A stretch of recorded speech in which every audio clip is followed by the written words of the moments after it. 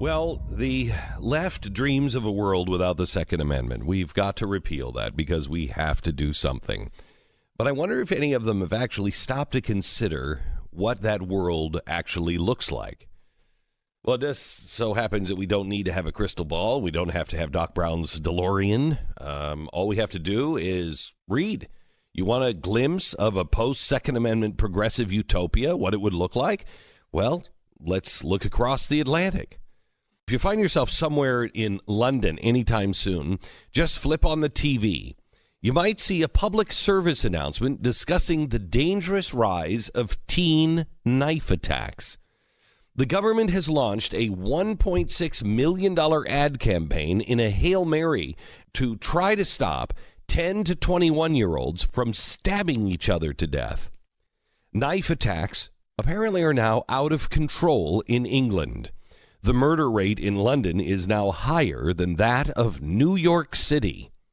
When describing knife attacks and violent crime, the British officials now are using the words virus and epidemic to describe what they're seeing. Knife attacks. Maybe they should ban all the knives. Or perhaps there is something else happening. The difference between London and New York tell only a small fraction of this story.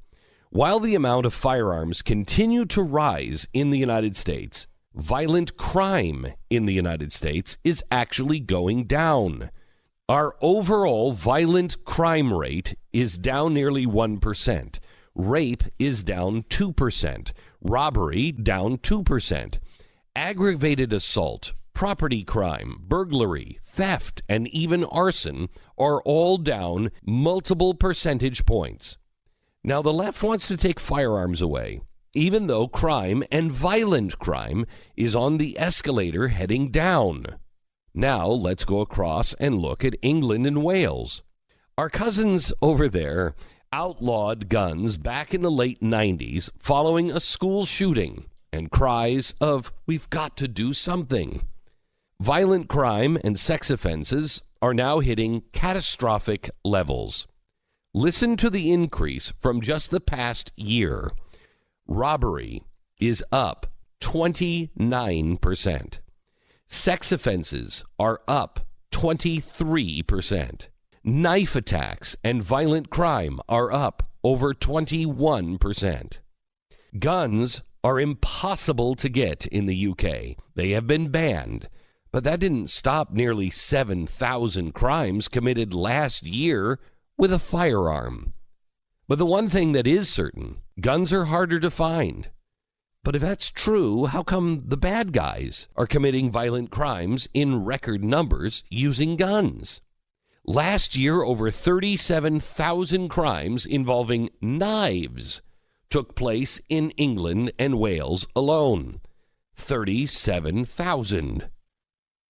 Well, at least they weren't using a gun? It makes you wonder, is Piers Morgan lighting up the airwaves, calling for a ban on assault knives all over the UK? Is he? What is an assault knife? You know, one that you would use in an assault. What is an assault weapon? I'd like to describe it as one that a person would use when under assault.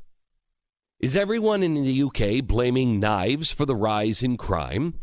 Or are they now blaming the people wielding the knives? You can bet one thing for sure, that you won't hear a single progressive or anti-Second Amendment crusader make this point or talk about the current newly released numbers of violent crime and knife attacks in England. If you ban guns, crime increases. The wolves are the only ones that benefit. Thankfully, we live in a country full of sheepdogs.